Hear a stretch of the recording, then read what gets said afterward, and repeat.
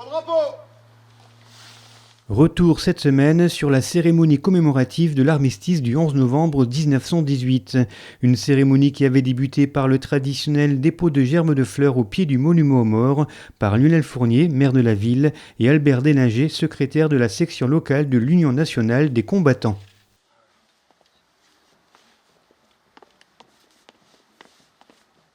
Cette cérémonie où étaient présents élus, associations patriotiques, porte-drapeaux, sapeurs-pompiers, police municipale, harmonie municipale à Concordia, forces vives et habitants de Romba, s'est poursuivie par une vibrante marseillaise interprétée par les élèves de CM1 et CM2 et d'anciens élèves de l'école élémentaire de la ville basse.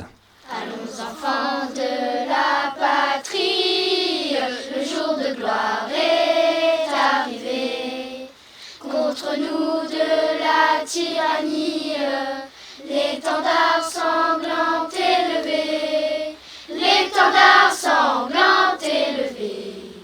Entendez-vous dans nos campagnes mugir ces féroces soldats qui viennent jusque dans vos bras, égorger vos fils et vos compagnes.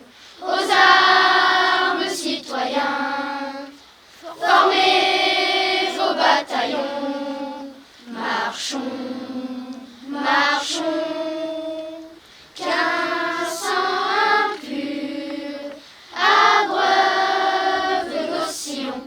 Albert Délinger et Lionel Fournier ont ensuite pris la parole pour rendre hommage à tous les morts civils et militaires tombés pour la France. En ce 11 novembre 2021, la France commémore l'armistice qui a suspendu les hostilités entre les belligérants de la Grande Guerre, 1914-1918. Guerre qui a fait plus de 18 millions de morts et bouleversé l'ordre mondial. Le traité de Versailles, signé le 28 juin 1919, a remodelé l'Europe dans tous les domaines.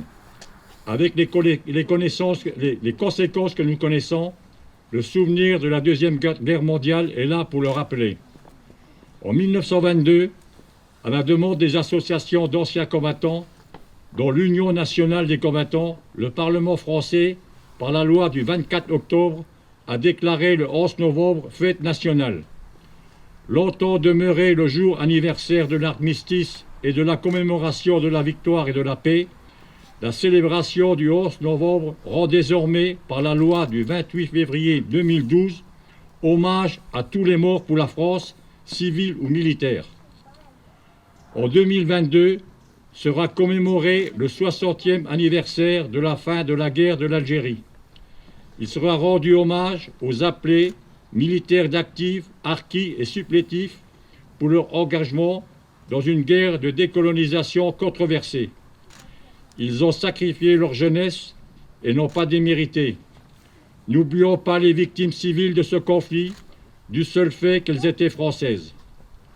En ce jour de mémoire, ayons une pensée particulière pour le sergent Maxime Blasco, mort pour la France au Sahel, pour sa famille et ses compagnons d'armes du 7e bataillon de chasseurs alpins de Vars. Ils sont dignes de leurs anciens. Ayons enfin une pensée pour tous nos militaires, notamment ceux des OPEX, engagés actuellement face à cet ennemi polymorphe qui est le terrorisme. Ils défendent les intérêts de notre pays, en métropole, outre-mer et dans le reste du monde. Ils contribuent au rayonnement des valeurs de la République, liberté, égalité, fraternité, ciment de notre cohésion. Centenaire, l'Union nationale des combattants, fière du passé de la France et de ses forces armées, continue à les soutenir en toutes circonstances et les accueillir en son sein. 11 novembre. La fin des combats de la Grande Guerre a marqué les consciences et imprégné les mémoires. Événement qui transcende le temps et franchit les générations. Nul besoin d'ajouter une année ou un millésime. Ce jour et ce mois ont intégré depuis plus d'un siècle notre patrimoine commun. À la 11e heure, du 11e jour, du 11e mois, après 4 interminables années, le canon s'est tu, la fureur s'est calmée, le dernier mort, le dernier tir, la dernière détonation. Depuis Compiègne, où l'armistice a été signé à l'aube, jusqu'au front du premier des clairons, à tous les clochers de France, de l'esplanade de chaque ville à la moindre place de village. Une déferlante de soulagement, un soupir de délivrance ont traversé le pays de part en part.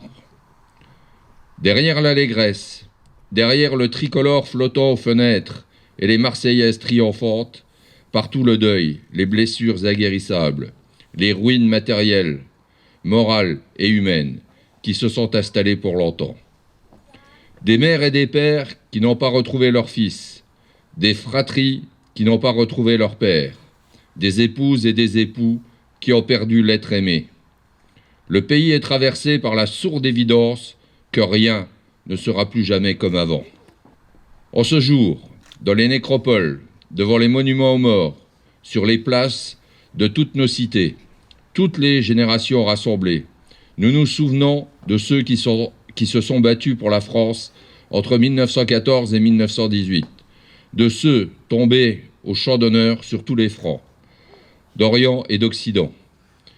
Nous nous souvenons du combat valeureux de tous ceux qui, venus des 5 continents, ont défendu un sol qu'ils n'avaient pas et ou qu'ils n'avaient jamais auparavant foulé. Les noms gravés sur nos monuments aux morts nous rappellent constamment les valeurs d'honneur, de courage, de dévouement et de bravoure. Ils nous rappellent la fraternité d'armes. La même fraternité unie, toutes les filles et tous les fils de France qui œuvrent aujourd'hui à la défense de notre pays et qui mènent notre inlassable combat pour la liberté. La même fraternité mémorielle qui, chaque 11 novembre, nous réunit pour honorer les combattants de tous les conflits, pour rendre hommage à ceux qui ont accompli leur devoir jusqu'au don extrême. La nation salue la mémoire des soldats morts pour la France en 2021. Aujourd'hui, dans un même mouvement, la France reconnaissante fait cortège au cercueil d'Hubert Germain, jusqu'à la crypte du mémorial de la France combattante au Mont Valérien. Selon la volonté du général de Gaulle, l'ultime compagnon de la libération y reposera. Dernier dans la mort, parmi les premiers de 1940, Hubert Germain est le porte-étendard des 1038 illustres qui ont tant fait pour l'idéal de liberté et l'esprit français. La flamme des compagnons s'est éteinte, mais nous sommes les dépositeurs de ces braises ardentes. Entretenons-les sans cesse, ravivons-les inlassablement, en honorant ceux qui donnent leur vie pour la France, ceux qui la servent avec dévouement et courage. Et je voudrais aussi rendre un hommage particulier à Hubert Germain, qui était le dernier des compagnons de la Libération, qui est mort à 101 ans et qui aura sa place au Mont Valérien, là où ont été fusillés nombre des milliers de maquisards, des milliers de résistants. Et je crois qu'on a une pensée, et nous pouvons avoir une pensée pour Marie Aquin, dont nous avons inauguré au mois d'octobre avec le Souvenir français une stèle, parce que Marie Aquin est une des 6 femmes des 1038 compagnons de la Libération. Et elle est née à Romba. De son nom de jeune fille, c'était Marie-Alice Parmentier. C'était la fille du chef de gare. Elle habitait rue de Versailles. À l'époque, ça s'appelait la Karlstrasse, puisqu'on était annexés, la Moselle et l'Alsace.